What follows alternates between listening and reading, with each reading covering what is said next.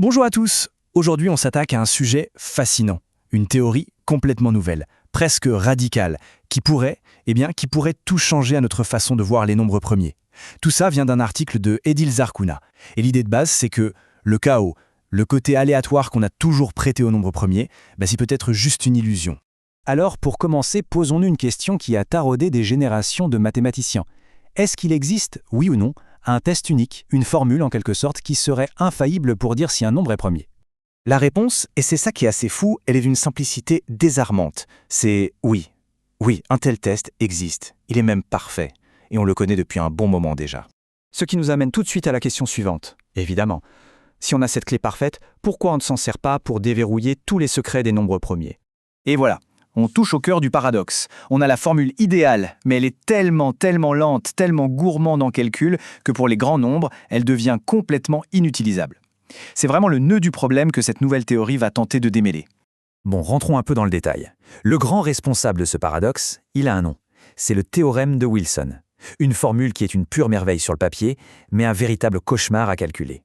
La voici, cette fameuse formule. Son élégance est indéniable. En gros, elle nous dit qu'un nombre P est premier uniquement si on prend la factorielle de P-1, on lui ajoute 1 et que le tout est parfaitement divisible par P. C'est ce qu'on appelle une condition nécessaire et suffisante. Si ça marche, le nombre est premier. Point. Sinon, il ne l'est pas. C'est binaire, c'est absolu. Le problème, c'est ce petit point d'exclamation. La factorielle, c'est le vrai talent d'Achille de la formule. Calculer P-1 factoriel, ça veut dire multiplier tous les nombres entiers jusqu'à P-1. Dès que P devient un peu grand, on assiste à ce que l'article appelle une explosion combinatoire.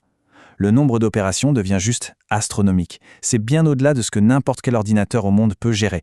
Et c'est là que cette nouvelle approche, la théorie indicielle, entre en scène.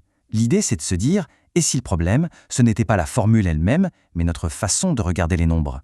Si on changeait complètement de perspective en passant d'une simple ligne de nombres à un véritable espace géométrique. Ce visuel résume parfaitement ce changement de paradigme. À gauche, la vision classique, les nombres premiers, ce sont des points qui apparaissent un peu au hasard sur une ligne. Et à droite, la théorie indicielle, qui nous propose quelque chose de radicalement différent. Elle nous dit non, les nombres premiers ne sont pas aléatoires. Ce sont en fait les coordonnées parfaitement ordonnées de points dans une sorte de structure géométrique cachée. L'article l'appelle l'espace absolu. D'accord, mais comment on accède à cet espace? Eh bien, avec cet outil, l'opérateur spatial. Il faut imaginer cette formule comme une sorte de machine. On lui donne un entier n et elle le projette dans une nouvelle dimension. Ça crée une ligne parfaitement continue, super régulière, où tous les nombres qui pourraient être premiers, au-dessus de 3 en tout cas, viennent se placer naturellement. Maintenant qu'on a ce nouvel espace, on peut regarder le théorème de Wilson avec un œil neuf. Et dans cet univers géométrique, le théorème ne donne plus un seul résultat, mais 3. C'est ce que l'article baptise la trinité de Wilson. La théorie va donc décomposer le théorème de Wilson en 3 équations distinctes. W1, c'est la version classique qu'on connaît, mais on découvre aussi W2 et W3, qui sont 2 autres facettes du même théorème. Et ce qui est super intéressant, c'est que pour un nombre premier P, chacune de ces équations va produire un nombre entier gigantesque, le cofacteur Q1, Q2 et Q3.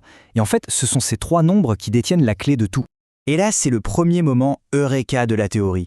On se rend compte que ces cofacteurs ne vivent pas leur vie chacun de leur côté. Non, il existe une relation mathématique cachée et parfaite qui les relie. Si on additionne les 2 premiers cofacteurs, Q1 et Q2, on obtient exactement P-2 factoriel. C'est ce que l'article appelle le théorème d'intrication spatiale. Ça, c'est la preuve qu'il y a bien une structure, un ordre caché derrière tout ça.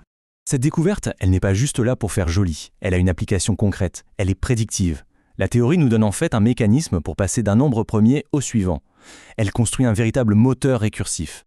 Et comment ce moteur devient-il efficace? C'est là qu'intervient la 3e équation, W3. Ce graphique illustre très bien l'idée de pliage spatial. Au lieu de calculer la factorielle jusqu'au bout, on s'arrête à la moitié, à P-1 demi factoriel. En faisant ça, on réduit la complexité des calculs de façon exponentielle.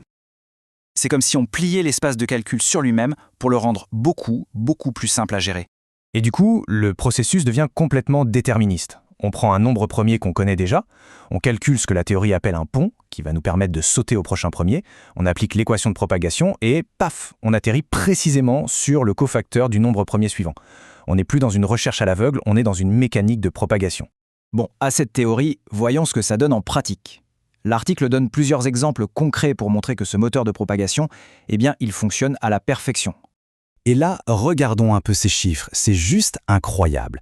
On part du cofacteur pour le nombre 5 et hop, la formule nous donne pile celui pour 7, 103. On continue. De 7 à 11, ça nous prédit 329 891.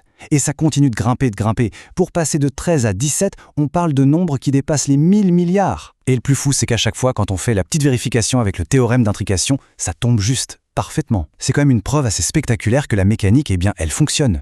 Bon, pour conclure, essayons de prendre un peu de hauteur. Quelles sont les implications de tout ça? Ce pliage spatial, ce n'est pas juste une astuce de calcul, c'est peut-être la clé pour comprendre la nature même de la distribution des nombres premiers. Le point vraiment crucial à retenir, c'est donc celui-là. Et si le chaos apparent des nombres premiers n'était qu'une illusion due à notre perspective limitée? Cette théorie suggère qu'en réalité, ils suivent une loi déterministe, une architecture géométrique incroyablement précise. Le hasard ne serait qu'une façade. Et ça nous laisse sur une dernière question, une pensée pour la route. Si une structure aussi ordonnée se cache derrière les nombres premiers, qui sont quand même vus comme un des bastions du chaos en maths, alors qu'est-ce qui pourrait bien se cacher ailleurs? Quels autres motifs, quelles autres géométries incroyables attendent simplement qu'on les découvre?